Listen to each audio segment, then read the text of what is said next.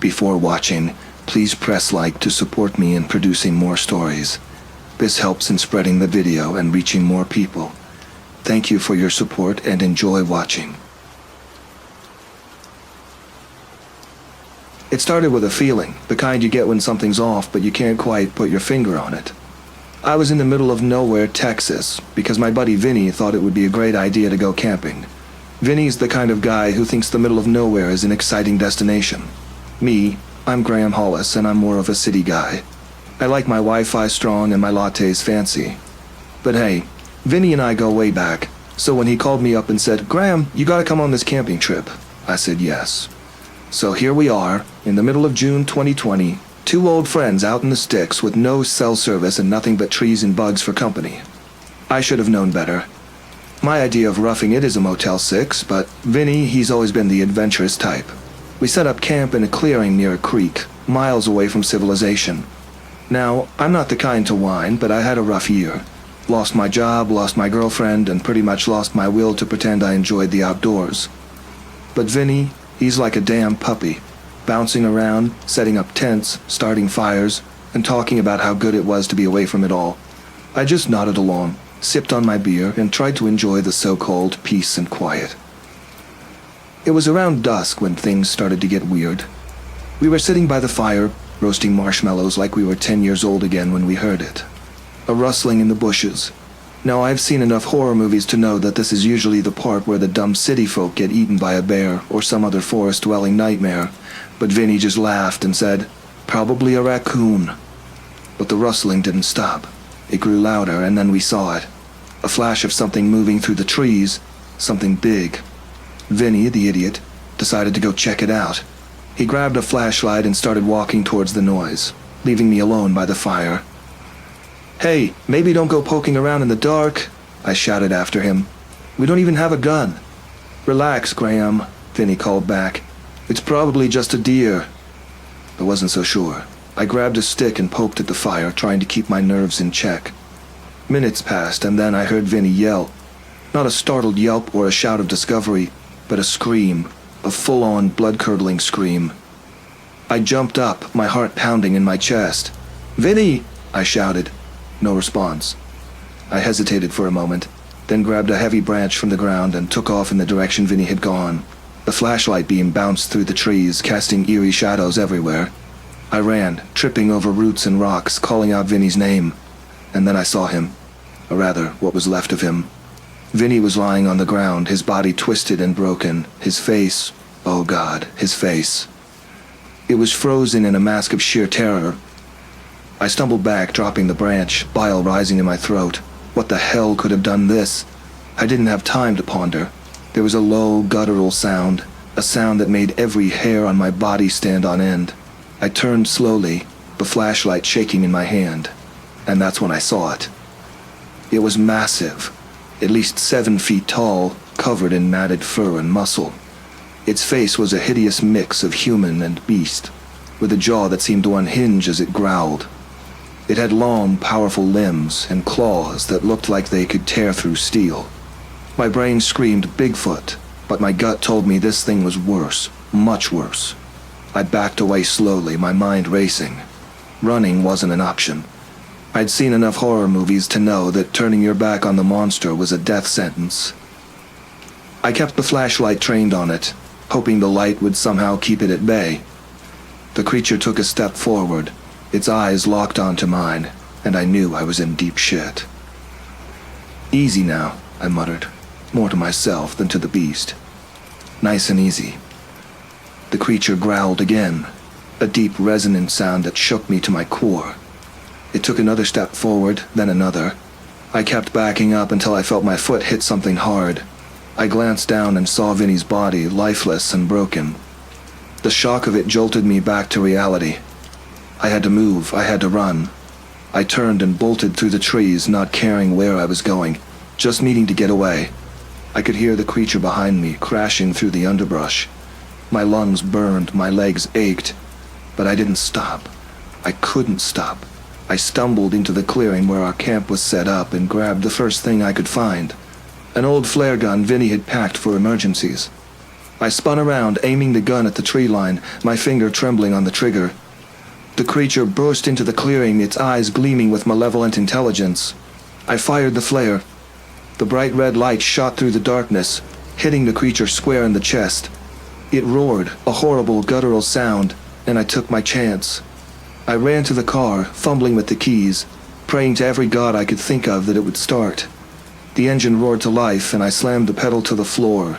The tires spun in the dirt before catching, and I shot down the makeshift road, the creature's roar echoing behind me.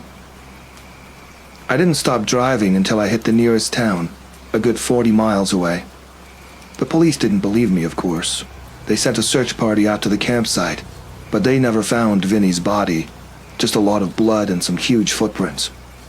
They chalked it up to a bear attack, said Vinny must have gotten lost and disoriented. But I knew better.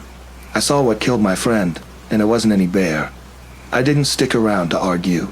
I got in my car and drove, not stopping until I was back in the city, surrounded by people and noise and civilization. I haven't been back to the woods since, and I never will. Vinny was the adventurous one. He lived for the thrill.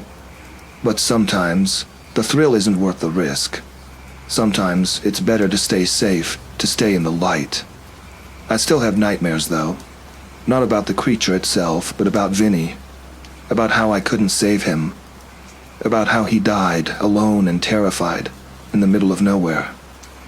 And every time I close my eyes, I see his face, twisted in that final scream. I hear his voice, calling out for help that never came. Life goes on, though. I found another job, started dating again, tried to put it all behind me. But some things, you just can't forget. Some things stay with you, no matter how hard you try to move on. A few months ago, I met a guy at a bar who claimed to be a cryptozoologist. Said he was studying Bigfoot sightings in the area. I laughed it off at first, but then he started describing things that sounded all too familiar. The height, the fur, the claws.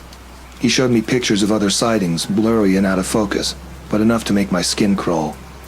I didn't tell him about Vinny, didn't tell him what I saw, but I listened. And I wondered if maybe, just maybe, I wasn't crazy. Maybe there was something out there, something beyond our understanding, something dangerous.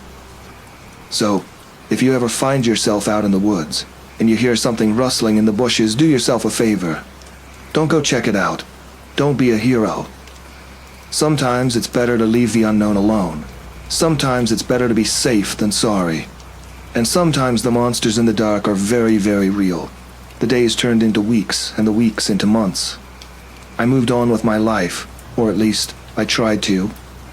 But every now and then I'd catch myself looking over my shoulder, half expecting to see that creature standing there, watching me. The nightmares didn't help. Every time I closed my eyes, I was back in those woods, hearing Vinny's scream, seeing that thing's eyes.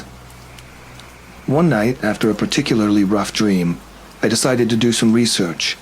Not because I wanted to hunt the creature, or even find out what it was, but because I needed closure. I needed to understand what happened.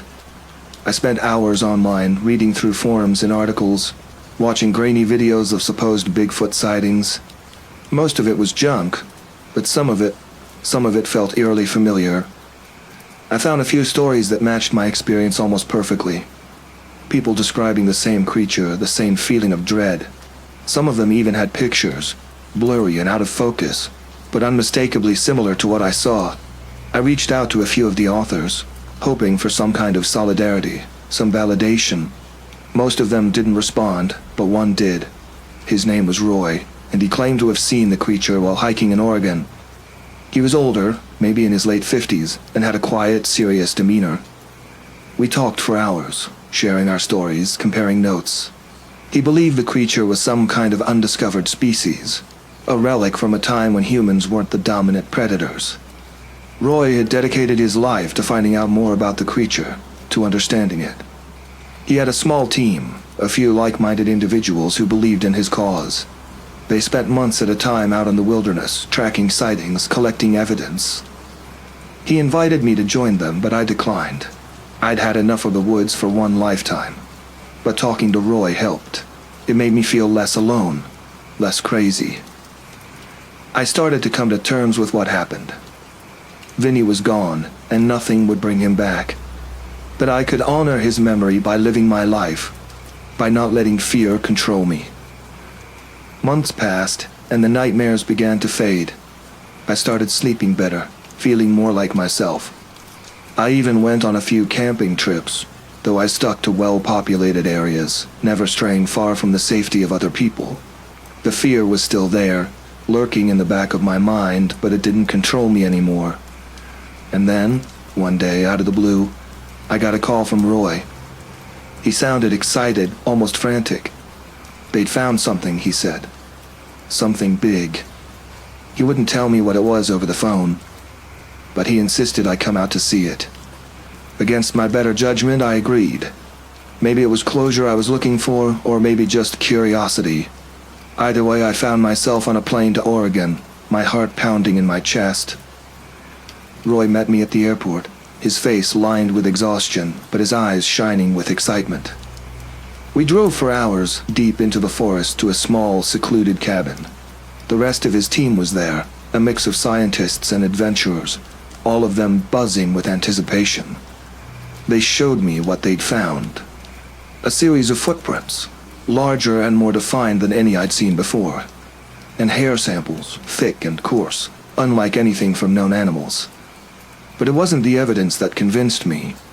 It was the feeling, that same unshakable feeling of being watched, of something lurking just out of sight. I stayed with them for a week, helping where I could, learning as much as possible. They were convinced they were close to a breakthrough, that they would finally capture definitive proof of the creature's existence. I left Oregon with a sense of peace I hadn't felt in a long time. Maybe they would find the creature, maybe they wouldn't. But I'd done my part. I'd faced my fear and I'd survived. I knew I'd never forget what happened to Vinny, but I also knew I couldn't let it define me. Life goes on, and so do I. And if there's one thing I've learned, it's that sometimes the scariest monsters are the ones we create in our minds. The real ones, the ones out there in the dark, they're just animals, driven by instinct. And like any animal, they can be understood, even respected. So here's to Vinny, to old friends and new adventures, to facing the unknown and to living without fear. Because in the end, that's all any of us can do.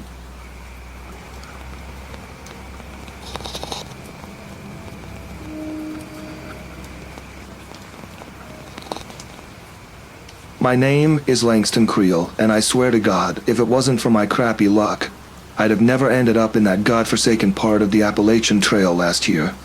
I'm a New Yorker by heart, stuck in the grind, always in a rush. But when my girlfriend kicked me out after one too many arguments about my so-called commitment issues, I decided to get lost in nature for a bit. I needed space to think, to breathe, and maybe to figure out what the hell I was doing with my life.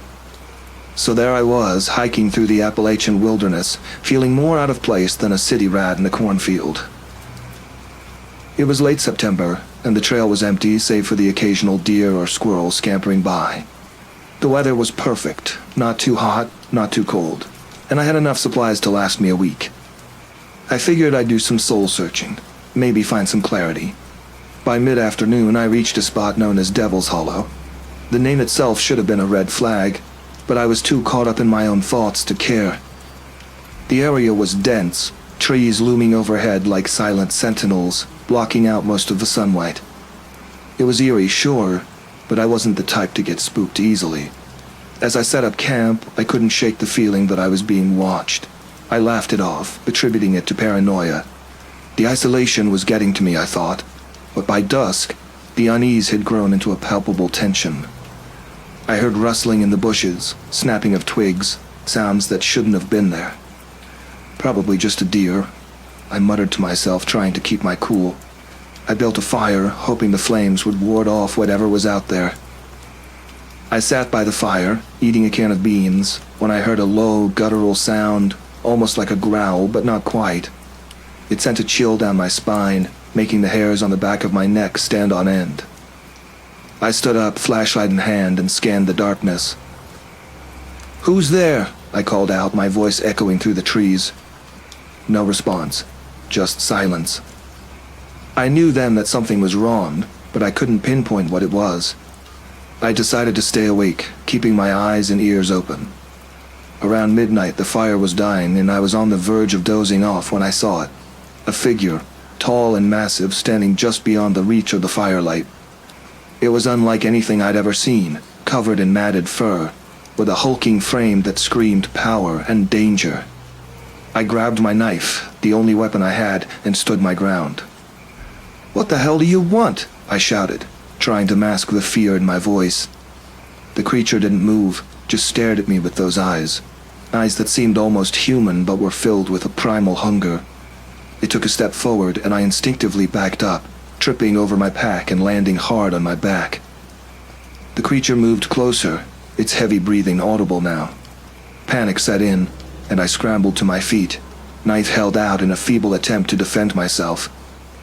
Just as it lunged at me, a shot rang out, startling both of us. The creature paused, then let out a blood-curdling scream before disappearing into the woods. I was left shaking, heart pounding, wondering who had fired the shot. A man stepped out from the trees, rifle in hand. He was tall, with a rugged look about him, like someone who belonged in these woods. "You all right?" he asked, his voice gruff but concerned. I nodded, still trying to catch my breath. "What the hell was that thing?" He shook his head. "I don't know. Some folks around here call it the Bigfoot, but it's unlike any Bigfoot I've ever heard about." He introduced himself as Amos Thorne, a local hunter who had been tracking the creature for weeks. According to him, it had been responsible for several disappearances in the area, people vanishing without a trace. "I saw your fire from a distance," Amos said. "Figured I'd check it out, make sure you weren't another victim."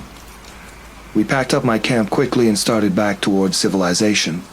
Amos led the way, his rifle at the ready. He explained that the creature had been terrorizing the local wildlife as well, leaving carcasses scattered around, half-eaten and mutilated. As we trekked through the woods, the sense of unease never left me. Every snap of a twig, every rustle of leaves made me jump. Amos seemed unfazed, his eyes constantly scanning the surroundings, alert for any sign of the creature. By dawn, we reached a small cabin where Amos had been staying. It was rustic, but it had all the essentials: food, water, and most importantly, safety. I collapsed on the couch, exhausted from the night's events. "You're lucky to be alive," Amos said, handing me a cup of coffee. "That thing, it's not natural." I took a sip, the warmth of the coffee calming my nerves. "Why are you out here alone, hunting this thing?" Amos sighed, staring into his cup. "Lost my brother to it last year. He was a park ranger, knew these woods better than anyone. When he disappeared, I knew something was wrong. Found his body weeks later, or what was left of it. Been hunting that creature ever since." His words hit me hard. This wasn't just some monster story. It was real, and it had taken lives. "Why didn't you call for backup, get more people involved?" He shrugged. "Tried that. No one believed me. They wrote it off as a bear attack, but I know better. This thing is smart, cunning. It knows how to avoid detection." We spent the day fortifying the cabin, setting traps and preparing for another encounter. Amos was convinced the creature would return, and he wanted to be ready. I helped as much as I could, though my mind kept drifting back to that terrifying moment in the woods. Nightfall came, and we hunkered down, waiting. The hours dragged on, every creak of the cabin making my heart race. Around midnight we heard it again. The same low growl, but this time it was closer. Amos motioned for me to stay quiet as he peered out the window. "It's here," he whispered, his voice tense.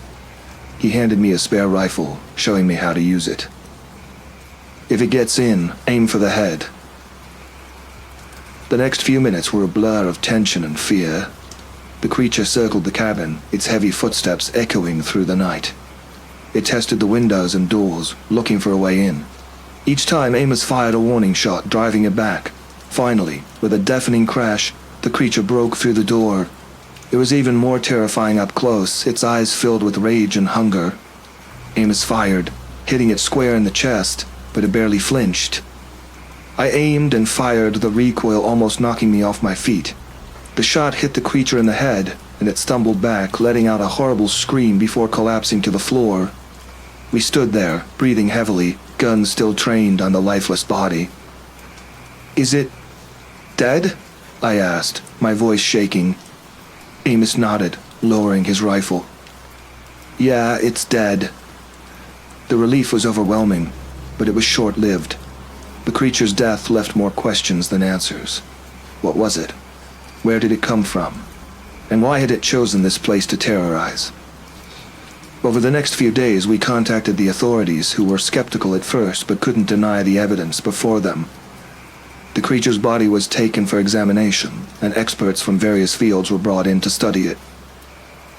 Amos and I became local legends, the story of our encounter spreading like wildfire.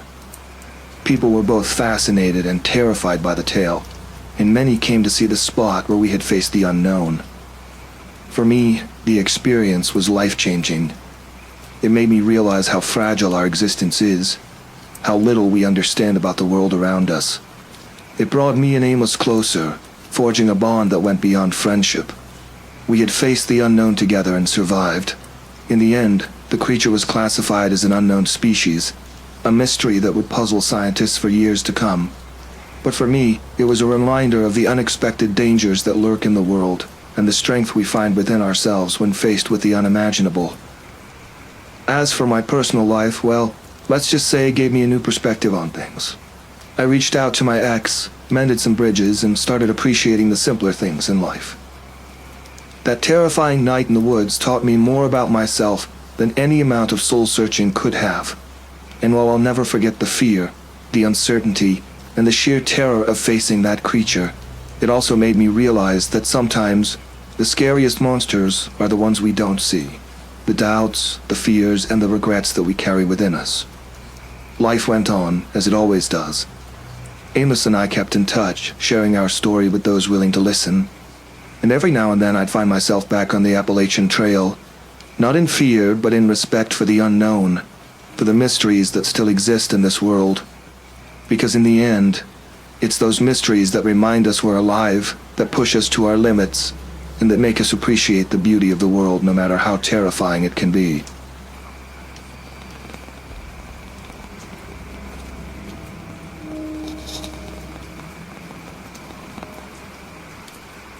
It was the kind of morning that slapped you awake with a cold, bracing wind, reminding you that you're alive and have to keep going. I was on my way to Port Orford, Oregon, a small coastal town where I had a bit of family history. My dad used to take me fishing out there, and I'd recently inherited his old fishing cabin. It felt right to go back and see if I could find a piece of him there, even if it was just in the form of a worn-out tackle box or a forgotten whiskey bottle. I'm Eli Waverly. These events happened in 2018, just a few years ago. I was always a bit of a loner, comfortable in my own company. Life hadn't been particularly kind, but I had learned to roll with the punches. I wasn't married, didn't have kids, and my job in Portland was about as exciting as a damp dish rag. I needed a break, and this trip was supposed to be a way to clear my head. I arrived at the cabin just before noon. It was nestled in a grove of evergreens, a stone's throw from the rocky shoreline. The place looked exactly as I remembered it, small, rustic, and somehow comforting. I dumped my bag on the creaky wooden floor and set about airing out the musty rooms. The smell of the sea was strong, mingling with the scent of pine and old wood. By the time I'd unpacked and made myself a sandwich, it was early afternoon. I decided to take a walk down to the beach. The tide was out, and the beach was littered with driftwood and seaweed. As I strolled along, memories of my dad teaching me to cast a line came flooding back. I smiled at the thought of those simpler times. I hadn't seen a soul since arriving, which was just fine by me. I was savoring the solitude until I noticed something odd. There were footprints in the sand, but they were unlike any I'd ever seen. They were huge, with long splayed toes and deep impressions that suggested something, or someone, very heavy had passed through. My first thought was that it might be some kind of prank, but who would be out here in the middle of nowhere pulling stunts like this? I shook off the unease and continued my walk, trying to ignore the creeping feeling that I was being watched. The footprints continued down the beach, leading into the forest. I turned back, deciding I'd had enough fresh air for one day. As I headed back to the cabin, I couldn't shake the feeling that something wasn't right. That night, as I sat by the fireplace, nursing a bottle of my dad's favorite whiskey, I heard it. A sound like nothing I'd ever heard before, a sort of screeching howl, far off in the distance. It sent chills down my spine. I'm not one to spook easily, but that sound was unnerving. I tried to tell myself it was just a coyote or some other animal, but deep down I knew it was something else. I locked the doors and windows, feeling foolish for being so jumpy. I went to bed with the sound of the wind and the waves outside, but sleep didn't come easy. I kept hearing that howl in my mind over and over. I woke up at dawn, groggy and out of sorts. The night before felt like a bad dream. I decided to check out the forest where those strange footprints had led. Armed with nothing but a flashlight and a pocket knife, I ventured into the dense woods. The morning light struggled to penetrate the thick canopy, casting eerie shadows all around. As I followed the path of those footprints, the forest grew darker and more oppressive. The sounds of the ocean faded, replaced by the rustling of leaves and the occasional snap of a twig. I tried to stay calm, but my heart was racing. I knew I should turn back, but curiosity got the better of me. I stumbled upon a small clearing, and what I saw there made my blood run cold. There was a pile of animal bones, picked clean and arranged in a haphazard heap. Nearby, the ground was disturbed, as if something had been digging. I took a step closer and noticed a tattered piece of fabric, what looked like part of a jacket, caught on a low branch. I recognized it immediately. It was my dad's old fishing jacket. He always wore it when we went out on the boat. But how it had ended up here? Suddenly I heard a rustling behind me. I spun around, flashlight in hand, but saw nothing. The forest was silent again, almost too silent. I backed away slowly, not wanting to turn my back on whatever might be out there. As I reached the edge of the clearing, I caught a glimpse of something moving in the shadows. Something tall and covered in matted fur. It moved with a grace that belied its size, and my mind raced with possibilities. Was this the creature that made those footprints? Was this the thing that had howled in the night? I turned and ran, crashing through the underbrush, not caring about the noise I was making. I just wanted to get back to the cabin, back to safety. My breath came in ragged gasps as I burst out of the forest and onto the beach. I didn't stop until I was inside, with the door locked and bolted behind me. I grabbed my phone and tried to call the local sheriff's office, but of course there was no signal. I cursed my luck and paced the cabin, trying to figure out what to do. I wasn't armed, and even if I was, I doubted a gun would do much good against whatever that thing was. Hours passed and the daylight started to fade. I kept checking the windows, half expecting to see that creature lurking outside. As night fell, the wind picked up, howling around the cabin like a living thing. I huddled by the fireplace, clutching my pocket knife and trying to stay awake. Around midnight, I heard it again. That screeching howl, closer this time. It was followed by a series of guttural grunts and the sound of something heavy moving through the trees. My heart pounded in my chest as I strained to listen. The noises grew louder, and I knew it was coming closer. I moved to the window, peering out into the darkness. The moon was bright, casting an eerie light over the landscape. At first I saw nothing, but then I caught a glimpse of movement. There it was, standing at the edge of the forest, just beyond the reach of the moonlight. It was tall, easily 7 feet, with long shaggy fur and a hunched posture. Its eyes glinted in the darkness, reflecting the light like twin points of fire. I backed away from the window, trying to stay calm. I had to think. I couldn't stay here and wait for it to break in. I had to find a way out. I grabbed my bag and stuffed it with whatever supplies I could find. Flashlight, food, water, my dad's old hunting knife. I slung the bag over my shoulder and headed for the back door, hoping to slip out while the creature was still at the front. As I opened the door, the wind howled louder, masking the sound of my footsteps. I crept around the side of the cabin, keeping low and moving as quietly as I could. The creature was still at the front, sniffing around the porch. I held my breath, praying it wouldn't notice me. I made it to the edge of the clearing and slipped into the forest, moving as quickly and quietly as I could. The trees closed in around me, and I felt a strange sense of relief. The forest was dark and foreboding, but at least it offered some cover.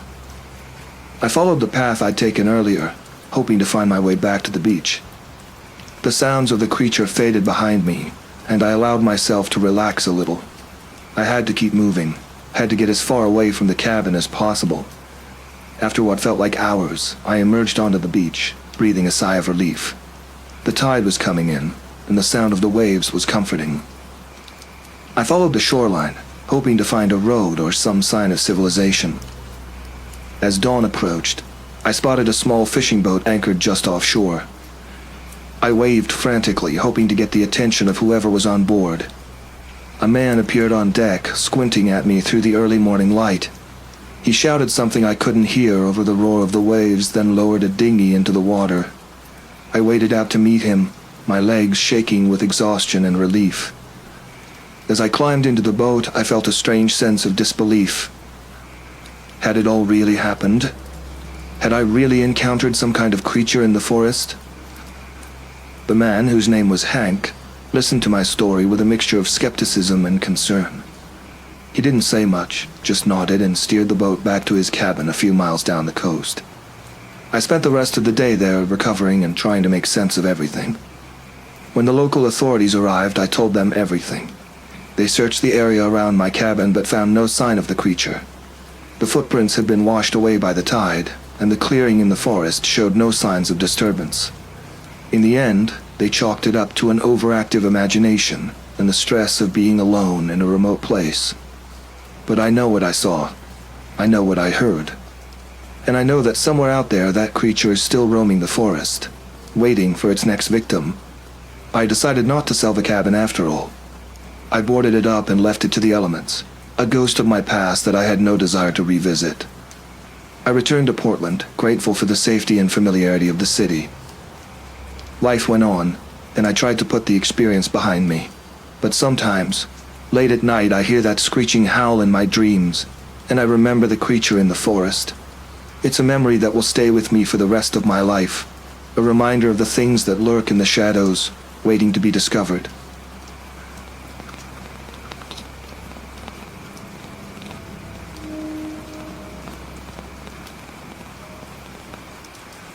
It was the kind of day that starts off normal but ends up changing your life. I was looking for a bit of solitude, so I decided to head out to the Hoosier National Forest. I'd always found a strange sort of peace among the trees, where the air smells of pine and earth. My name is Alaric Voss, and this happened in 2016. I never considered myself an outdoorsman, but the occasional hike was my way of escaping the pressures of my life. You know, just trying to clear my head.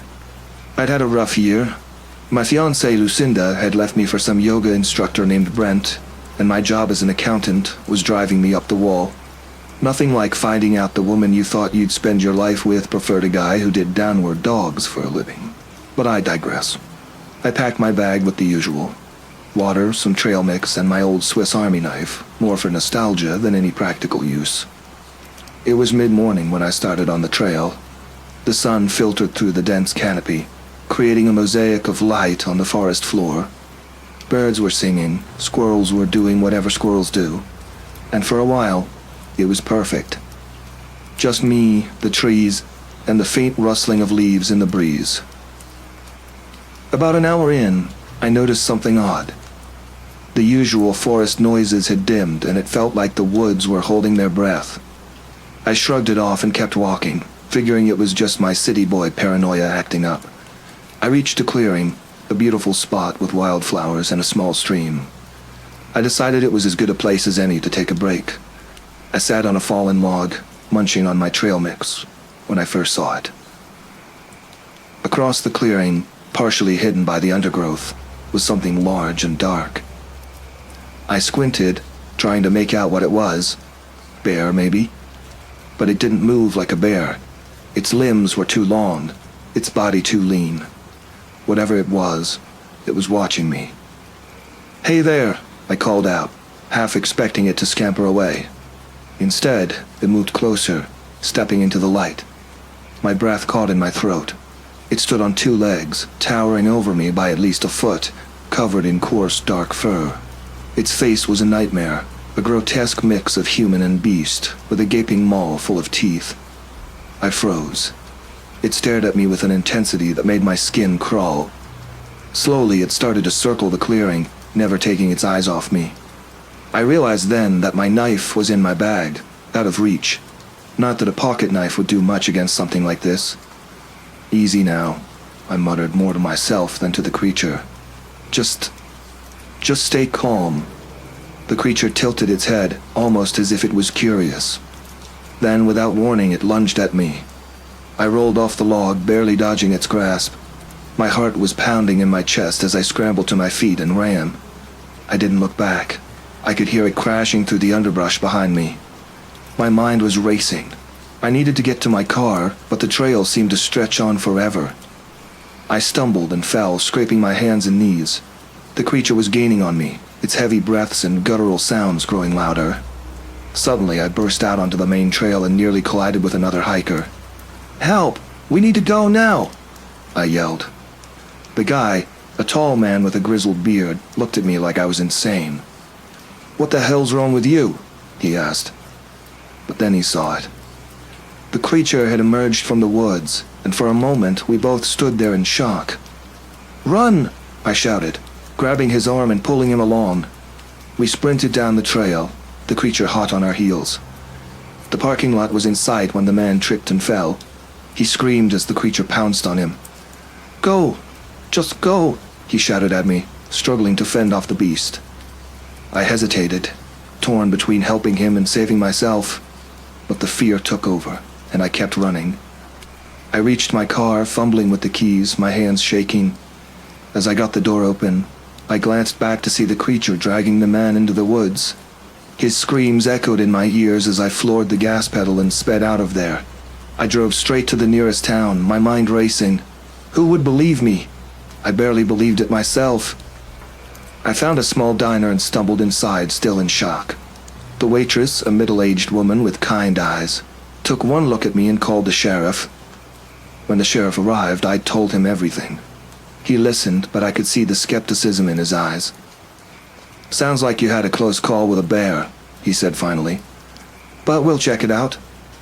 A search party was organized, and they combed the woods for any sign of the creature or the man. They found nothing. No tracks, no blood, no sign of a struggle. It was as if the forest had swallowed him whole. The sheriff pulled me aside. "Look, Alaric, I don't know what you saw out there, but we've got no evidence of anything unusual. My advice? Stay away from those woods." I nodded, feeling numb. The guilt of leaving that man behind weighed heavily on me, but what could I have done? That thing was a monster. Weeks passed, and I couldn't shake the images from my mind. I did some research, trying to find any information on what I'd encountered. Bigfoot, Sasquatch, skunk ape. The internet was full of theories, but none of them matched what I'd seen. This thing was different, more malevolent. One night I got a call from an unknown number. The voice on the other end was shaky. "You're the guy from the forest, right?" "Who is this?" I asked. "My name's Fenton. I saw it too, a few years back. Same place. It killed my brother." My blood ran cold. "What did you do?" "Nothing. There's nothing you can do. Just stay away, man. It's not something you can fight." I thanked him and hung up, feeling more lost than ever. I decided to move, to get as far away from those woods as possible. I found a new job in a different state and tried to put it all behind me. But some nights when I close my eyes, I see that clearing, hear those screams, and wonder how many others have fallen victim to the beast in the Hoosier National Forest. The memory of that day will haunt me forever, but I've learned to live with it. I guess we all have our demons. Some are just more real than others. The creature's attack was not just random. Fenton later told me that it seemed to target specific people, those who were alone or vulnerable. It was almost like it had a twisted sense of justice, preying on those who it deemed worthy of its attention. But why? No one could say for sure. Months after I moved, I received a letter with no return address. Inside was a single yellowed newspaper clipping. It was from the 1950s, detailing a series of mysterious disappearances in the Hoosier National Forest. The descriptions of the creature matched mine exactly. I shivered as I realized that this thing had been out there for decades, maybe even longer. I knew I could never go back to those woods, but a part of me wanted to understand. What was it? Where did it come from? And most importantly, why did it choose to reveal itself to me? Life went on. I got a new apartment, made some new friends, even started dating again. But I kept the letter and the clipping in a drawer, a reminder of the day that changed everything. Sometimes, late at night, I'd take them out and read the article, trying to piece together the mystery. One evening, I got a call from Lucinda. We hadn't spoken since she left, and hearing her voice brought back a flood of memories. "Alaric, I heard what happened. Are you okay?" I sighed. "Yeah, I'm managing. It's been a lot to process." She was quiet for a moment. "I'm sorry about everything. I never meant to hurt you." "Water under the bridge," I said, though it still stung. We talked for a while, catching up on life. It was strange, but comforting, like talking to an old friend. Before she hung up, she said something that stuck with me. "You always had a knack for finding trouble. Just stay safe, okay?" It was meant as a joke, but there was a truth to it. Trouble seemed to find me, no matter where I went. I made a promise to myself to be more cautious, to avoid situations that might lead to danger. But deep down, I knew that some things were beyond my control. Years passed, and the memory of that day slowly faded, though it never disappeared completely. I still hiked, but always in well-populated areas. I never went into the deep woods alone again. One day I was watching the news when a report caught my attention. A hiker had gone missing in the Hoosier National Forest. The search was ongoing, but there were no leads. My heart ached for the family, knowing all too well what they might be facing. I thought about contacting the authorities, telling them what I knew, but what could I say? That a creature from a nightmare was responsible? They'd think I was crazy. Still, I couldn't shake the feeling that I had to do something. I reached out to Fenton again, asking if he'd heard about the latest disappearance. He hadn't, but he wasn't surprised. "It never stops, Alaric. It's always hungry." I decided to write down my story, to document everything that happened. Maybe it wouldn't make a difference, but at least the truth would be out there. I sent copies to local newspapers, online forums, anywhere that might listen. Some people responded with curiosity, others with skepticism, but I felt a sense of relief, like a weight had been lifted. The story gained a small following, mostly among those who believed in the supernatural. A few months later, I received another letter, this time from a man named Dr. Everett, a cryptozoologist. He wanted to meet and discuss my experience. We met in a coffee shop, a quiet place where we could talk without interruptions. Dr. Everett was an older man, with a kind face and a keen interest in the unknown. He listened intently as I recounted my story, asking questions and taking notes. When I finished, he leaned back and sighed. "I've been studying these creatures for years, Alaric. What you encountered is rare, but not unheard of. They're intelligent, capable of understanding and adapting to their environment." "But why me?" I asked. "Why did it come after me?" Dr. Everett shook his head. "That's the mystery. Some believe they have a sense of justice. Others think they're simply territorial. Whatever the reason, you were unlucky enough to cross its path." We talked for hours, and by the end, I felt a strange sense of closure. I wasn't alone in my experience. Others had seen similar things, faced similar fears. It didn't make it any less terrifying, but it made it more bearable. Dr. Everett thanked me for sharing my story and promised to keep in touch. As I left the coffee shop, I felt a renewed sense of purpose. Maybe I couldn't change what happened, but I could help others understand, prepare them for the dangers that lurked in the shadows. Life continued, and I found happiness in small things. A good book, a long walk, a laugh with friends. The memory of that day would always be with me, but it no longer defined me. I had faced my fear and come out the other side, stronger and wiser. In the end, that's all any of us can do. Face our fears, learn from our experiences, and move forward. The creature in the Hoosier National Forest is still out there, waiting for its next victim. But I've learned to live with that knowledge, and to appreciate the moments of peace and joy that life offers. And who knows, maybe one day, someone will find a way to stop it. Until then, I'll keep my memories close, a reminder of the day that changed everything.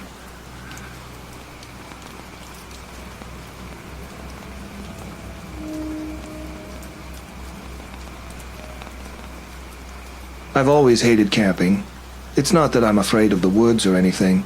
It's just the idea of sleeping on the ground, dealing with bugs, and being miles away from the nearest decent cup of coffee.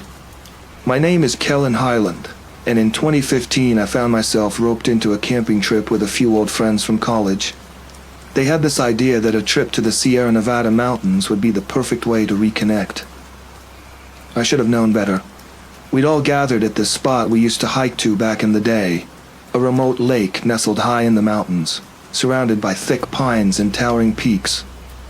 The place was beautiful, I'll give it that. But beautiful can quickly turn into terrifying under the right circumstances. My buddy Ren was the ringleader of this operation. He was always the adventurous type, the kind of guy who would suggest cliff diving into an icy river just for fun. Then there was Eli, the sarcastic, skeptical one, who constantly made jokes about us getting eaten by bears. Nico was the quiet one, but also the most knowledgeable about the outdoors. And then me, well, I was the reluctant participant, dragged along more for old time's sake than for any love of nature. We arrived at the lake around noon. Setting up camp was surprisingly smooth. Ren and Nico handled most of it while Eli and I complained about the lack of cell service. We spent the afternoon fishing, lounging around, and reminiscing about the past. By nightfall, we had a decent fire going and were grilling the fish we'd caught. That's when things started to get weird. It began with strange noises coming from the woods. At first it was just the typical rustling of leaves and snapping of twigs, nothing unusual.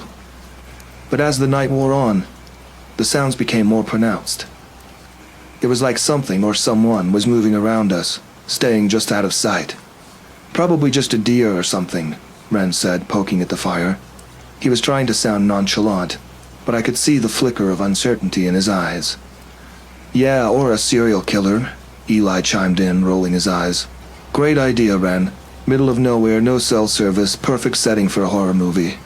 Shut up, Eli, Nico muttered. He was peering into the darkness, his face serious. It's probably nothing. We all tried to brush it off, but the atmosphere had changed. The light-hearted banter of earlier was replaced by a tense silence. We kept our conversation low, almost as if we were afraid of being overheard. Around midnight, the noises stopped. There was an eerie stillness in the air, a silence that was almost oppressive. We decided to call it a night, retreating to our tents.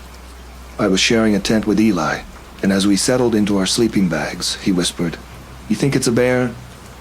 "Could be," I replied, though I didn't really believe it. Bears usually don't stick around humans unless they smell food, and we'd been careful about storing ours. "Just go to sleep, man." I must have dozed off because the next thing I knew I was jolted awake by Eli shaking me. "Listen," he hissed. I strained my ears and heard it, a low, rhythmic thumping sound like heavy footsteps. My heart pounded in my chest.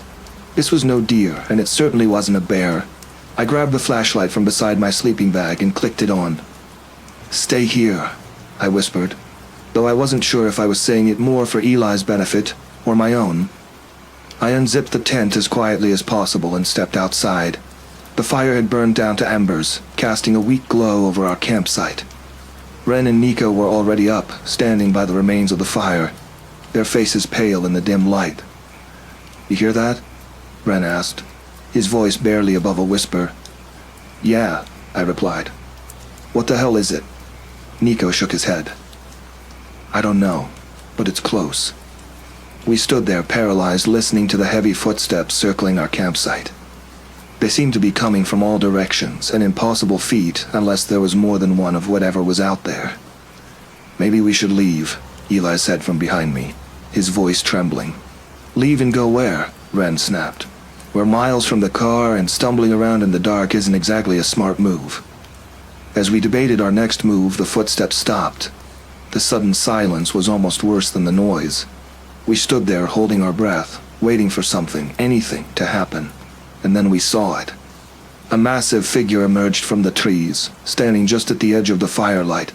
It was tall, at least 8 feet, with broad shoulders and a muscular build. Its skin was rough and dark, almost like tree bark, and its eyes, well, let's just say they were the stuff of nightmares. I can't describe them, but the way they looked at us, it was like they were boring into our souls. "What the fuck is that?" Eli whispered, his voice barely audible. The creature took a step forward, and I felt a primal fear grip me. This wasn't some animal we could scare off or a person we could reason with. This was something else entirely, something out of a nightmare. Ren, ever the idiot, grabbed a burning stick from the fire and held it out like a torch.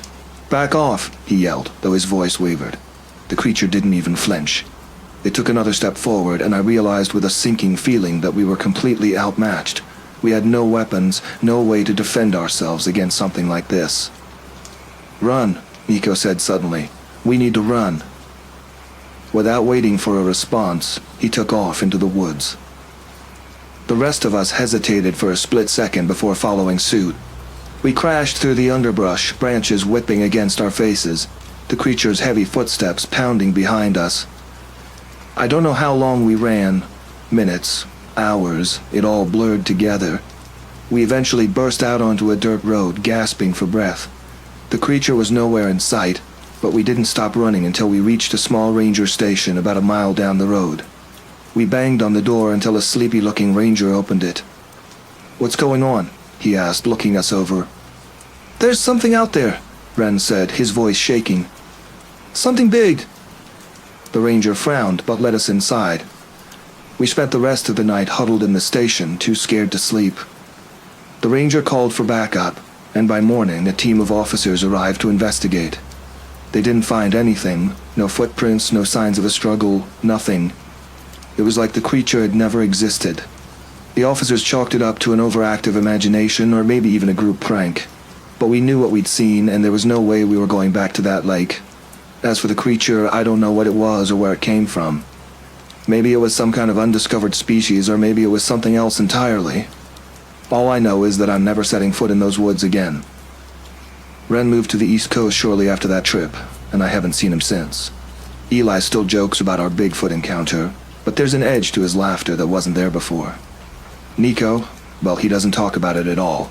And me, I stick to the city now. The closest I get to nature is the park down the street from my apartment. Some things are better left unexplored. In the end, we survived, but we were changed. Not in the dramatic, life-altering way you see in movies, but in a subtle, creeping way that makes you second-guess every rustle of leaves and every shadow that moves in the corner of your eye. As for that creature, who knows? Maybe it's still out there, roaming the woods, waiting for the next group of unsuspecting campers. Or maybe it's moved on to some other remote corner of the world. All I know is, if you're ever in the Sierra Nevada mountains and you hear something strange in the woods, don't stick around to find out what it is. Run, and don't look back, and that's the story. It's not one I like to tell often, but sometimes it helps to get it off my chest. It was a hell of a night, and it's one I won't soon forget.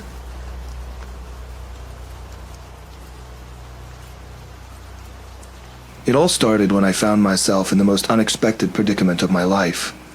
I'd recently moved to Willow Creek, a small town nestled deep in the Oregon wilderness. My name is Thaddeus Roy. I came here hoping to escape the clamor of city life and find some peace and quiet. Little did I know I'd be trading one kind of chaos for another. I woke up early that morning, as I always do, ready to tackle the day. The year was 2018, and it felt like a fresh start for me. My life had been a series of ups and downs, mostly downs if I'm being honest. I'd spent the better part of my 30s working dead-end jobs, struggling to make ends meet. But here in Willow Creek, I found solace in the simplicity of nature and the warmth of the locals. I was still getting used to the quiet, though. No more car horns, no more shouting neighbors, just the rustle of leaves and the occasional call of a distant bird. I grabbed my backpack, stuffed it with some snacks, water, and a flashlight, and headed out. The plan was to hike up to Black Bear Ridge, a local favorite for its stunning views and tranquil atmosphere. It was a routine I'd grown fond of, a way to clear my mind and reconnect with the world around me. The hike started off like any other. The sun peeked through the canopy, casting dappled shadows on the forest floor. I whistled to myself, a tune I barely remembered but somehow found comforting. The trail was well worn, marked by the countless footsteps of those who'd come before me. About halfway up, I stumbled upon a small clearing I'd never noticed before. Curious, I decided to explore. The air felt different here, heavier almost. I shrugged it off and pressed on, my curiosity piqued. That's when I saw it. A strange, makeshift campsite, but it looked abandoned. There were remnants of a fire, charred and cold, and a few scattered belongings, a torn backpack, a rusty canteen, and a couple of old moldy blankets. The hairs on the back of my neck stood up. Something about this place felt wrong. I couldn't put my finger on it, but I knew I shouldn't linger. As I turned to leave, I heard a rustle behind me. I spun around, my heart racing. There, standing at the edge of the clearing, was the most bizarre creature I'd ever seen. It was tall, at least 7 feet, with matted fur covering its body. Its limbs were long and sinewy, ending in claws that looked like they could tear through steel. But what struck me the most was its face. A twisted, almost human-like visage, but distorted, with sharp features and an unsettling grin. I froze, my mind racing. What the hell was this thing? It looked like something out of a nightmare, an abomination that shouldn't exist in the waking world. It took a step toward me, its movements jerky and unnatural.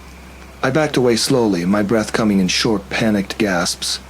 "Hey, buddy, I don't want any trouble," I said, my voice trembling. "I'm just passing through." The creature didn't respond. It tilted its head, as if studying me, then let out a low, guttural sound that sent chills down my spine. I didn't need any more encouragement. I turned and ran, my legs pumping like pistons as I tore through the underbrush. I could hear it behind me, crashing through the foliage with terrifying speed. I pushed myself harder, my lungs burning, my vision narrowing to a tunnel focused solely on escape. I stumbled over roots and rocks, my mind a whirlwind of fear and confusion. Somehow, I made it back to the main trail. I didn't stop. I couldn't stop. I kept running until I burst out of the forest and into the open, gasping for breath. I collapsed on the ground, my body shaking uncontrollably. After what felt like an eternity, I managed to pull myself together. I had to warn someone. There was no way I could just go back to my cabin and pretend this hadn't happened. I scrambled to my feet and made my way to the nearest ranger station, which was a good mile away. Every step felt like an eternity, the memory of that creature etched into my mind. When I finally reached the station, I burst through the door, startling the ranger on duty. His name was Leonard Markham, a burly guy with a no-nonsense demeanor. "Whoa, easy there. What's going on?" he asked, his eyes wide with concern. There's something in the woods," I panted. "A creature. I don't know what it is, but it's dangerous. We need to do something." Leonard frowned, clearly skeptical. "A creature? You sure you didn't just see a bear or something?" I shook my head vehemently. "No, this wasn't a bear. I don't even know how to describe it, but it looked like it could rip me apart with one swipe." He studied me for a moment, then sighed. "All right, let's go take a look. But if this turns out to be some kind of prank, you're buying the first round at the bar tonight." I nodded, grateful that he was at least willing to check it out. We grabbed a couple of rifles and headed back into the forest. The hike back was nerve-wracking, every rustle and snap of a twig making my heart leap into my throat. We reached the clearing and I pointed out the abandoned campsite. Leonard examined it, his expression growing more serious by the second. "Okay, I'll admit this is odd," he said, "but I don't see any sign of your creature." As if on cue, a low growl echoed through the trees. Leonard's eyes widened and he motioned for me to stay quiet. We crouched down, peering into the forest. There it was, lurking at the edge of the clearing, watching us. Leonard raised his rifle, his hand steady. "Stay behind me," he whispered. The creature stepped forward, its movements slow and deliberate. Leonard fired a warning shot into the air, but the creature didn't flinch. It kept coming, its eyes fixed on us with a predatory intensity. "Back up slowly," Leonard said, his voice calm but firm. We moved together, keeping our eyes on the creature. It matched our pace, maintaining the same distance between us. We continued this tense dance for what felt like an eternity until we finally reached the main trail. The creature stopped at the edge, watching us retreat. Leonard kept his rifle trained on it until we were well out of sight. Back at the ranger station, Leonard made a few calls. Within an hour, a team of armed rangers and local law enforcement arrived. They fanned out into the forest, determined to track down whatever it was that had terrorized me. I stayed behind, feeling a mix of relief and dread. What if they didn't find it? Or worse, what if they did, and it turned out to be something far more dangerous than any of us had anticipated? The hours dragged on. I paced the station, my mind racing with possibilities. Finally, as dusk began to settle over the forest, Leonard and the team returned. They looked shaken, their faces pale. "We found it," Leonard said quietly. "Or what's left of it." My heart skipped a beat. "What do you mean?" He took a deep breath. "It was dead. Torn apart, like it had been mauled by something even bigger and meaner. We have no idea what could have done that." The news hit me like a punch to the gut. I felt a strange mix of relief and fear. The creature was gone, but something else was out there. Something even more terrifying. In the days that followed, the town buzzed with rumors and speculation. Some folks believed it was a bear or a mountain lion, while others whispered about government experiments and cryptids. I tried to put it out of my mind, to focus on my life and move on, but the memory lingered. I never went back to Black Bear Ridge.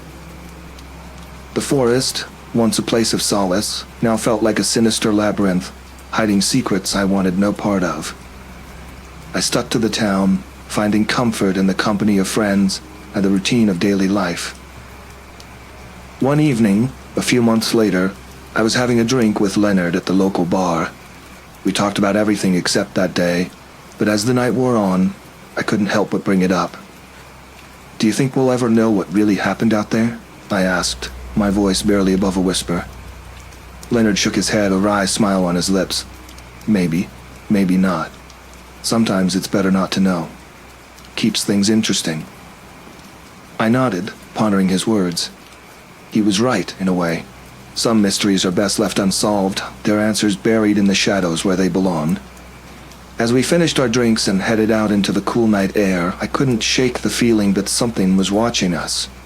I glanced back at the darkened forest, a shiver running down my spine. I knew I'd never truly escaped the memory of that creature, but I also knew I had to keep living my life, embracing the uncertainty and finding strength in the unknown. In the end, I learned to live with the fear, to accept that the world is full of things we can't explain. And maybe, just maybe, that's what makes it so damn fascinating.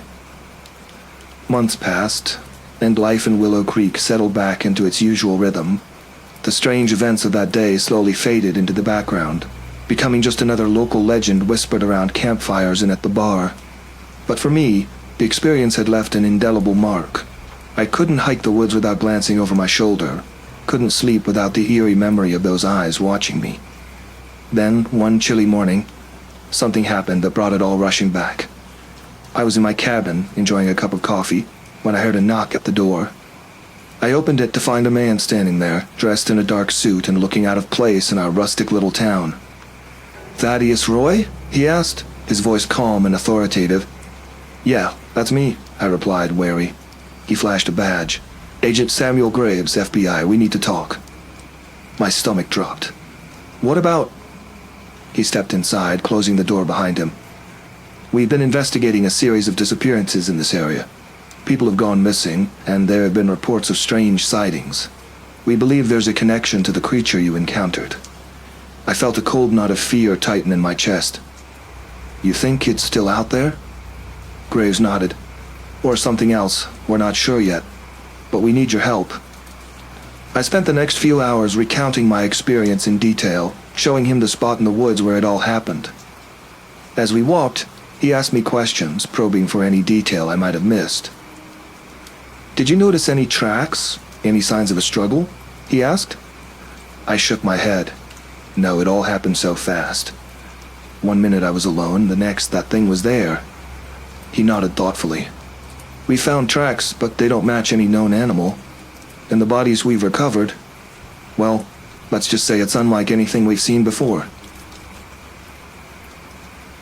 The sun was setting by the time we returned to my cabin. Graves thanked me for my cooperation and promised to keep me updated. As he left, I couldn't shake the feeling that this was far from over. The next few weeks were a blur of tension and uncertainty. Agents came and went, combing the woods and interviewing townsfolk. I tried to stay out of their way, but the presence of the FBI only heightened my anxiety. One night, just as I was about to turn in, there was another knock at my door. This time it was Leonard. "Thad, we need to talk," he said, his face serious. "What's up?" I asked, letting him in. He took a seat at the kitchen table, running a hand through his hair. "The feds think they found something. They want us to go with them to identify it." A sense of dread settled over me. "Identify what?" He sighed. "Another creature, but this one's different." We met the FBI team at the edge of the forest, where they had set up a perimeter. Agent Graves greeted us, his expression grim. "We found it in a cave, not far from where you had your encounter," he explained. "It's similar, but bigger, more aggressive." We followed him to the cave, the air growing colder with each step. Inside, the smell hit me first, an overwhelming stench of decay. I steeled myself and stepped forward, my flashlight cutting through the darkness. There it was, a hulking mass of fur and muscle lying in a pool of blood. It was even more grotesque than the first creature, with twisted limbs and a maw filled with razor-sharp teeth. Leonard and I exchanged a look, both of us horrified and fascinated. "What the hell is it?" I asked. Graves shook his head. "We don't know, but it looks like it's been feeding on the missing people. We found remains in the cave." I felt sick. The reality of what these creatures were capable of hit me like a freight train. We stood there in silence, the weight of the situation settling over us. Eventually, we left the cave. The image of the creature burned into my mind.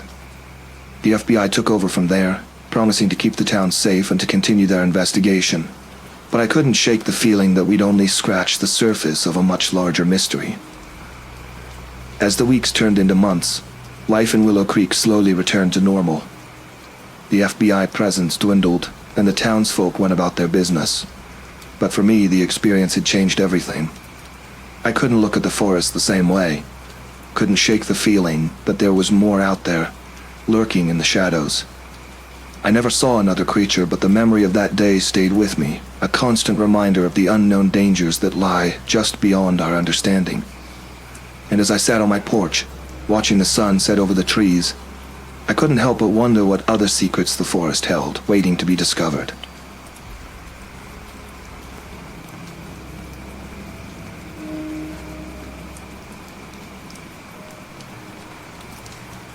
You ever have one of those days where nothing seems to go right? It was one of those for me. It was 2015, and I was just a guy trying to make ends meet in Helena, Montana. I had just moved back in with my folks after a rough breakup, trying to sort my life out. My name's Enoch Waller, and that day turned out to be anything but ordinary. My parents had gone to visit my aunt in another town, leaving me to watch the house. It was a lazy Saturday morning, and I had no plans other than to enjoy some peace and quiet. The house was this old creaky thing on the outskirts of town, surrounded by dense woods. Perfect for some solitude, or so I thought. Around midday, I decided to take a walk in the woods. It was something I did often to clear my head.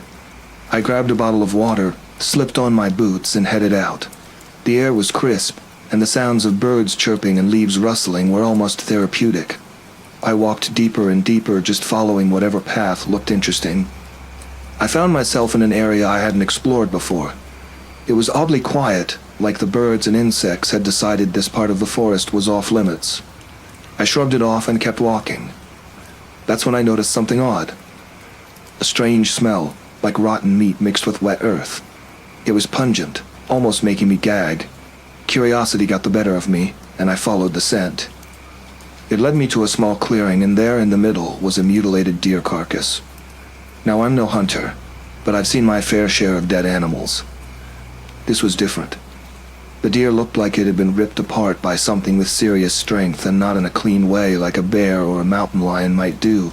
I felt a chill run through me, but I brushed it off. I mean, this is nature, right? Stuff happens. But then I heard it. A low, guttural noise that sent every hair on my body standing on end. I spun around, trying to pinpoint the source, but saw nothing. The forest was still eerily quiet. My instinct screamed at me to leave, but my feet seemed glued to the spot. I took a deep breath and forced myself to move, heading back the way I came. The feeling of being watched was overwhelming. I picked up my pace, heart pounding in my chest. I was about halfway back when I heard it again, that same noise, but closer this time. I started running, not caring about the path, just desperate to get out of there. I tripped over a root and went sprawling. As I scrambled to my feet, I caught a glimpse of something in the trees. It was massive, easily 7 feet tall, with broad shoulders and long, sinewy limbs. I couldn't make out its face, but its eyes. They were watching me. I bolted, not daring to look back. When I finally burst out of the trees and into my backyard, I slammed the door behind me and locked it. I was breathing hard, adrenaline coursing through me. I told myself I was just imagining things, that it was probably just a bear and my mind was playing tricks on me. I spent the rest of the day trying to distract myself. TV, video games, anything to get my mind off what I had seen. But as evening fell, the sense of unease returned. I kept glancing out the window, half expecting to see those eyes staring back at me. Around 9 p.m., I heard a noise outside. A heavy thud, like something had landed on the porch. I froze, straining to listen. There it was again, followed by the sound of wood creaking. My mind raced. What the hell could that be? I grabbed the nearest thing I could use as a weapon, a rusty old hatchet my dad kept in the garage, and slowly made my way to the front door. I peered through the peephole and saw nothing. Mustering up some courage, I cracked the door open and stepped outside. The porch was empty, but the air felt thick, like a storm was coming. I took a few steps forward, hatchet raised, and then I saw it. Just beyond the porch light, in the shadows of the trees, it stood. That same hulking figure, watching me. I backed up slowly, keeping my eyes on it. "Get the hell out of here!" I shouted, trying to sound braver than I felt. It didn't move, just kept staring. I stumbled back inside, slamming the door and bolting it. I called the police, my hands shaking as I explained what I had seen. They arrived about 20 minutes later, but of course by then, there was no sign of the creature. They chalked it up to a bear sighting and told me to stay indoors. The officers left, but I couldn't shake the feeling that I was in danger. I locked all the windows and doors, double-checked everything, and tried to calm down. Just as I was beginning to think I might be overreacting, I heard the scratching. It started softly, like nails on a chalkboard, coming from the back door. I crept over, hatchet in hand, and listened. The scratching grew louder, more frantic. I peeked through the window and saw the door vibrating, as if something was trying to get in. My heart was pounding so hard I thought it might burst. I didn't know what to do. Call the cops again? They'd think I was losing it. Instead, I backed away slowly, keeping my eyes on the door. Then, with a splintering crash, the door gave way and the creature barreled in. It was even more terrifying up close. A mass of matted fur, long limbs ending in sharp claws, and a face that was a twisted blend of human and animal features. It let out a guttural noise and lunged at me. I swung the hatchet wildly, connecting with its arm. It howled in pain, but it didn't stop. It swiped at me, claws raking across my chest. The pain was blinding, but I managed to dodge its next attack and scramble toward the kitchen. I grabbed a knife from the counter and faced the creature. It was bleeding, but still very much alive and very angry. It came at me again, and I stabbed it in the side. It howled again, swiping at me with its claws, but I managed to stay just out of reach. The fight was brutal, and I was running on pure adrenaline. I stabbed and slashed, dodging its attacks as best I could. Finally, I managed to drive the knife into its neck. The creature let out a final, gurgling roar and collapsed. I stood there, covered in blood, gasping for breath. The creature lay motionless at my feet. I didn't know what it was, but I knew I had to get help. I stumbled to the phone and called the cops again, trying to explain through the pain and shock. When they arrived, they found me slumped on the floor, clutching my bleeding chest. The creature was still there, a grotesque heap of fur and muscle. The officers looked stunned, but they quickly called for an ambulance and secured the scene. I spent a few days in the hospital recovering from my injuries. The police questioned me repeatedly, trying to make sense of what had happened. They couldn't identify the creature, and the whole thing was quickly labeled a bizarre incident. I moved out of my parents' house soon after, unable to stay there after what had happened. The events of that day still haunt me, but I've tried to move on with my life. I never found out what that creature was or where it came from. Some nights I lie awake, wondering if there's more of them out there lurking in the woods. But I survived. And as much as it scared the hell out of me, it also made me realize how strong I can be when I have to be. Life goes on, and so do I.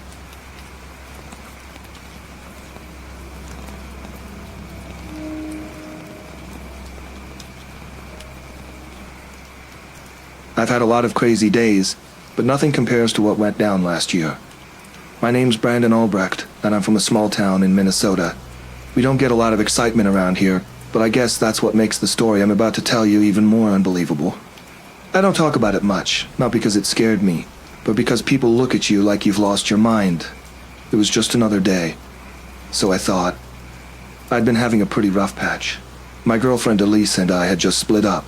She moved to the city chasing some big career dream. I stayed back, stubborn as ever, convinced I didn't need anyone. I'd quit my job at the local hardware store too. Some nonsense about finding myself. Really, I just found myself more broke and alone than ever. One morning I decided to get out of town for a bit. I drove my beat-up old truck to Lake Isabella, a serene spot about an hour away. I'd packed a cooler with some beer and snacks, grabbed my fishing gear, and headed out with the plan to just forget everything for a while. The place is pretty remote, surrounded by dense woods, perfect for some solitude.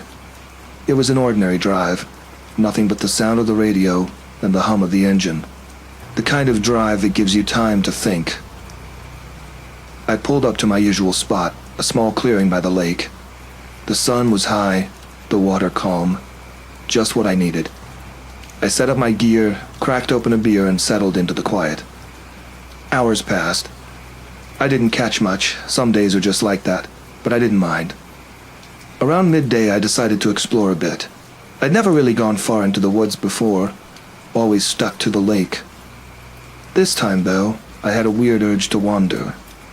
The deeper I went, the more I noticed how still everything was. No birds chirping, no rustling leaves, nothing. It was like the forest was holding its breath. I thought it was odd, but didn't think much of it. I kept walking, the thick canopy blocking out the sun, making it feel later than it was. After about an hour, I stumbled upon something unexpected, a small abandoned cabin. It looked like it hadn't been used in decades. The roof was caved in on one side, the wood rotting and covered in moss. My curiosity got the best of me. I had to check it out. Inside, the place was a mess. Broken furniture, shattered glass, old newspapers scattered around. It smelled like damp earth and decay. But what caught my eye was a set of strange symbols carved into the walls. They looked old, like something out of an ancient ritual. Creepy, but I've never been one to believe in ghosts or monsters. Figured it was just some prank by local kids. I was about to leave when I heard it. A faint scratching sound coming from beneath the floorboards. My first thought was rats. But as I listened, it became clear it wasn't just random scurrying. It was deliberate, like something trying to get out. Now, I'm not an idiot. I knew better than to mess with whatever was down there. But curiosity got the better of me again. I found a loose board and pried it up. What I saw made my blood run cold. There was a small, dirt-covered box. Inside, a collection of old photographs, each one showing different people, all with the same terrified expression, and each photo marked with the same strange symbols from the walls. But it was what was under the photos that really got to me, a set of bones, small ones like those of a child. I dropped the box, my heart racing. This was no prank. This was something much darker. I had to get out of there. But as I turned to leave, I heard a low, rumbling growl. Not from a dog or a bear, something more primal, more menacing. I bolted out of the cabin, running as fast as I could back towards the lake. But no matter how fast I ran, the growl followed, growing louder, more menacing. I glanced back just once, and what I saw made me wish I hadn't. It was huge, easily 7 feet tall, covered in matted fur. Its limbs were too long, its posture hunched. But what struck me the most were its eyes. Cold, intelligent, and filled with a hunger I'd never seen before. My brain screamed Bigfoot, but this thing was unlike anything I'd ever imagined. I pushed myself harder, lungs burning, legs screaming. The lake was in sight. If I could just make it to the truck, I'd be safe. But as I reached the clearing, I tripped, falling hard. Pain shot through my leg, but I didn't stop. I crawled, scrambling to my feet, and threw myself into the truck. The thing burst from the tree line just as I slammed the door shut. It hit the side of the truck with a force that shook the whole vehicle. I fumbled for the keys, praying the old engine wouldn't fail me now. It roared to life, and I floored it, gravel flying as I sped out of there. The drive back was a blur. I didn't stop until I was safe inside my house, doors locked, gun in hand. I called the cops, told them everything. They thought I was crazy. Who wouldn't? But they humored me, sent a couple of officers to check it out. They found the cabin, the photos, the bones. But of the creature, there was no sign. They wrote it off as an elaborate hoax, said the bones were probably animal remains, the photos doctored. They didn't believe me. But I knew what I saw. I didn't sleep that night or the next. But as the days passed, life went on. I patched things up with a lease, got a new job, tried to move on. But every now and then, I think back to that day, to those eyes, and wonder if it's still out there, waiting. A few months later, I heard about another hiker gone missing near Lake Isabella. I wanted to warn people, tell them to stay away, but who would believe me? I barely believed it myself. So I kept quiet, kept my head down, and hoped it was all over. But deep down I knew better. Some things can't be forgotten, can't be explained. And some things, no matter how hard you try, will always come back to haunt you. Elise moved back to town, and we tried to pick up where we left off. She noticed the change in me, but I never told her the full story. Just said I had a rough day out in the woods. She didn't push. Probably figured I'd talk when I was ready. I wasn't sure I'd ever be ready. I started carrying a gun with me whenever I went out, even just for a walk. Didn't tell anyone that either. People would think I'd gone off the deep end. But I felt safer, knowing I had some way to protect myself. Even if I wasn't sure a bullet would stop whatever that thing was. One day, I ran into an old friend, Jerry. He's a bit of a conspiracy nut, always talking about government cover-ups and aliens. Normally I'd brush off his wild stories, but that day I needed to talk to someone who might believe me. So over a couple of beers, I told him everything. To my surprise, he didn't laugh. Didn't call me crazy. Instead, he leaned in, eyes wide, and started telling me about similar sightings all over the country. People disappearing, strange creatures spotted, government officials sweeping it all under the rug. I didn't know if he was right, but it felt good to have someone on my side. Jerry convinced me to go back to the cabin, said we needed to document everything, get proof. I wasn't keen on the idea, but he was persistent. And part of me wanted answers, needed closure. So we made a plan to head out the following weekend. We packed up some gear, cameras, flashlights, even a couple of rifles, and drove out to Lake Isabella. The whole drive I had a knot in my stomach, half expecting that thing to jump out at us. But we made it to the lake without incident. The cabin looked just as I'd left it, eerily quiet and abandoned. We approached cautiously, guns at the ready. Jerry went in first, camera rolling. I followed, heart pounding in my chest. We spent hours there, documenting everything. The symbols, the photographs, the bones. Jerry was like a kid in a candy store, convinced we'd stumbled onto something big. As the sun began to set, we decided to head back. But as we were packing up, we heard it. That same low growl coming from the woods. My blood ran cold. Jerry froze, his camera still recording. We turned to see the creature, standing at the edge of the clearing, watching us. Jerry raised his rifle, but I stopped him. "Don't," I whispered. "It'll just piss it off." We backed away slowly, keeping our eyes on it. It didn't move, just watched us with those cold, intelligent eyes. We made it to the truck, jumped in, and sped off. We didn't talk much on the drive back. What was there to say? We had the footage, the proof. But who would believe it? Who would want to? Back in town, Jerry uploaded the video to a few conspiracy forums. It got some traction, a lot of people calling it fake, some believing it. But it didn't matter. We knew the truth. And that was enough for me. Life went on. I kept to myself, stayed out of the woods. Elise and I got married, started a family. I never told her the full story, never showed her the footage. Some things are better left unsaid, but every now and then when I'm out walking at night, I feel it. That same cold gaze watching from the shadows. And I know, deep down, that it's still out there, waiting. Years passed. I got older, wiser. I stopped carrying a gun, stopped looking over my shoulder. But the memory of that day never faded. It became a part of me, a reminder that some mysteries are best left unsolved. One day I got a call from Jerry. He'd been digging, found more stories, more sightings. He wanted to go back, gather more evidence. I told him no. Some things are better left alone. He didn't listen. A week later he was found dead near the cabin, his body torn apart. The official report said it was a bear attack, but I knew better. I knew what killed him. I never went back to Lake Isabella, never told anyone the full story.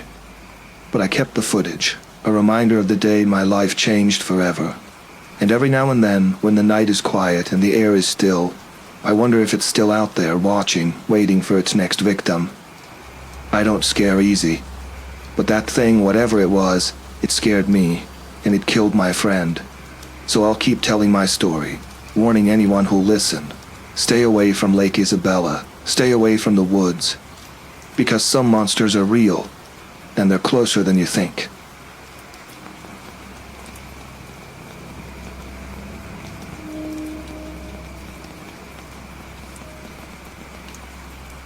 God damn it, why can't anything ever go smoothly? That was the thought running through my head as I found myself stuck on the side of the road with a flat tire. My name is Eustace Van Gilder, and this all happened back in 1997 in the thick woods of Oregon. I was on my way to visit my old college buddy Nathan, who lived in a cabin off the grid. Nathan had always been the adventurous type, while I preferred the comforts of urban life. But I owed him a visit, and here I was, cursing my luck. Changing a tire isn't exactly my forte. My hands were getting greasy, and I was regretting not having a beer before leaving town. As I fumbled with the jack, I heard a rustling in the bushes. My first thought was a deer, or maybe a raccoon. But then the rustling stopped, replaced by a low, heavy breathing. "Who's there?" I called out, more out of annoyance than fear. Silence. I went back to the tire, trying to ignore the unsettling feeling creeping up my spine. After what felt like an eternity, I finally got the spare tire on. I threw the tools back into the trunk, slammed it shut, and wiped my hands on my jeans. It was getting dark, and I still had another 30 minutes to Nathan's place. I got back in the car and drove off, trying to shake off the eerie feeling. When I finally arrived at Nathan's cabin, he greeted me with a bear hug and a hearty laugh. "Eustace, you look like you've seen a ghost." "Flat tire," I grumbled. "And something weird in the bushes. I don't know, probably just a critter." Nathan just chuckled. "These woods can play tricks on you. Come on, let's get you a drink." We spent the evening catching up, drinking beer and reminiscing about our college days. Nathan had a way of making you forget your worries, but that strange feeling from earlier lingered in the back of my mind. After a few hours, we decided to call it a night. Nathan showed me to the guest room and I crashed, hoping to sleep off the weirdness. I woke up in the middle of the night to the sound of something scratching at the window. My heart jumped into my throat. I slowly got out of bed and approached the window, peeking through the curtain. There was nothing there, just the dark woods and the faint outline of trees. Must be a branch, I told myself, trying to calm down. I crawled back into bed, but sleep wouldn't come. Every little noise seemed amplified, every creak of the cabin making my nerves stand on end. Eventually, exhaustion took over, and I drifted off into a restless sleep. The next morning, Nathan was already up, making breakfast. "Morning, sunshine," he greeted me with a grin. "Sleep well?" "Not really," I admitted. "Heard something scratching at the window last night." Nathan's smile faltered a bit. "Probably just a raccoon. They're all over the place out here. Don't worry about it." We ate breakfast and decided to go for a hike.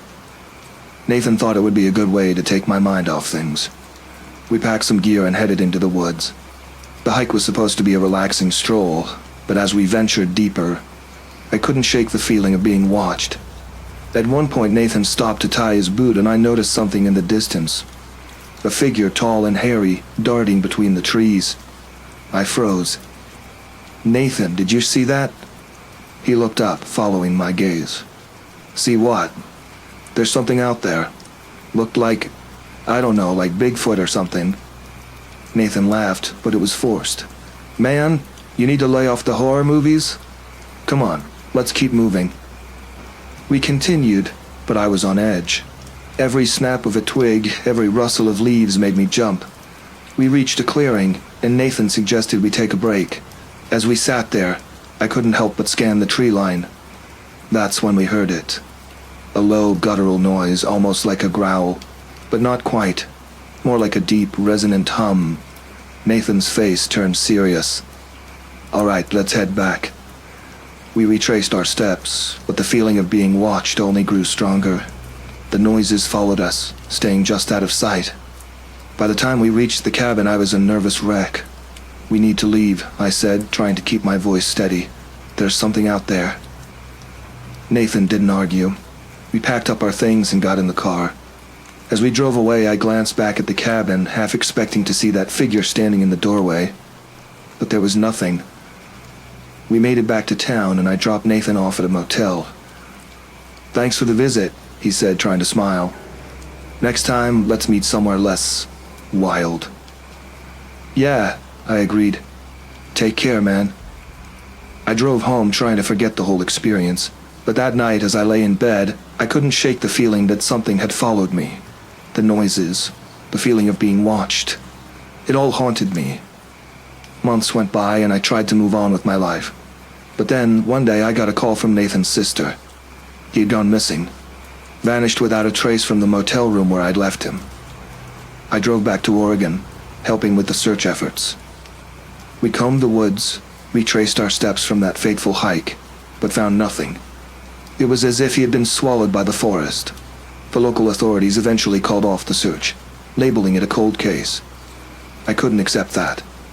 I kept looking, kept searching for any clue, but deep down I knew it was hopeless. Years later, I still think about that day, about what we saw or thought we saw, about the strange noises and the feeling of being watched. Nathan's disappearance remains a mystery, an unsolved puzzle that haunts me to this day. I don't go into the woods anymore. I've moved to the city, where the only things lurking in the shadows are stray cats and the occasional raccoon. But sometimes late at night, I hear that same low hum, and I wonder if it's still out there, watching, waiting. Nathan was a good man, and he didn't deserve to vanish like that. Wherever he is, I hope he found peace. As for me, I'll keep searching, keep looking for answers. Because some mysteries, you just can't let go. And maybe, just maybe, one day I'll find out what really happened in those woods. But until then, I'll hold on to the memories of my friend, and the eerie, unsettling feeling that something out there knows more than it's telling.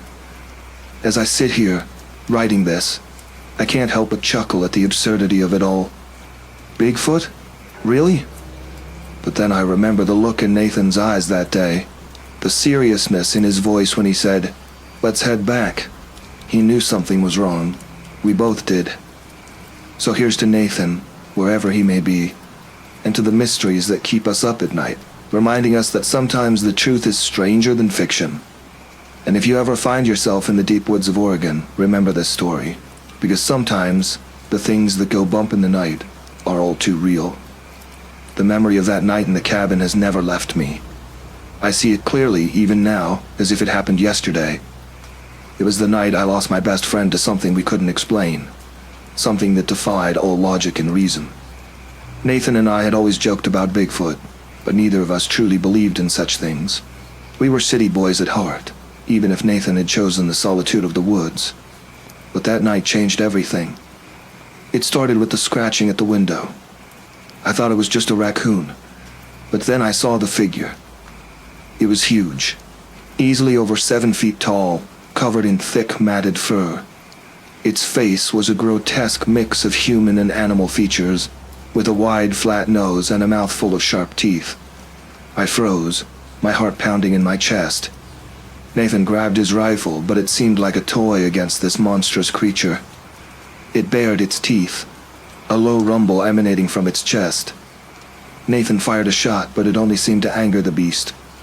The creature lunged at the window, shattering the glass. Nathan pushed me towards the door, shouting for me to run.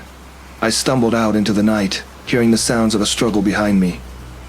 Nathan's shouts, the creature's roars, the crash of furniture being overturned.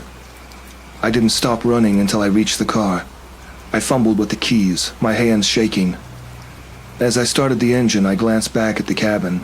I saw the creature standing over Nathan's limp body, its eyes glowing in the darkness. I drove away, my mind racing. What had I just witnessed? What was that thing? I wanted to go back, to help Nathan, but I knew it was too late. I had to get help.